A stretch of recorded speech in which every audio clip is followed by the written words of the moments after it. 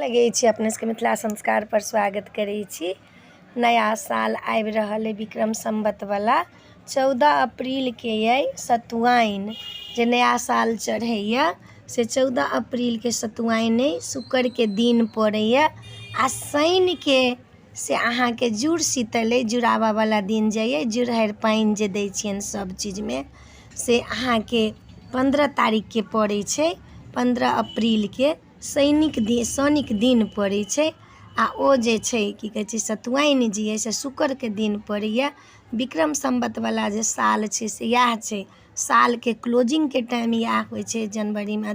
जनवरी वाला जे है से तो अंग्रेज से बनेने रहथिन, लेकिन अहाँ के पतरा के शास्त्र के हिसाब से इहे नया साल बैसाख वाला चढ़ै छै। तो अहाँ के वो नया साल जे चढ़त से 14 अप्रैल के ये शुक्र के दिन पड़ैया। तो सब गोटा नीक जकाँ सतुआइन मनाउ, दान करू, पुण्य करू, अपना सबके जे महत्व होइ छै से करू। ई जे छै ई पर्व जे छै से बड्ड नीक पर्व छै। ओहुना बैसाखी लोग के खत्म होइ छै तो ई पर्व होइ छै। तो अपने सबके ई बता देलहुँ हाँ। एहि वीडियो में यही नीक लागत तो हमरा जरूर कहब। अपने सब जरूर लाइक करब, सब्सक्राइब करब। कहब आब तक कहबो नहीं किछ करै छी, कोनो चीज के जरूरत पड़िए सेहो नहीं कहै छी तो नीक लागत जरूर कहब। जय मिथिला, जय माता जी।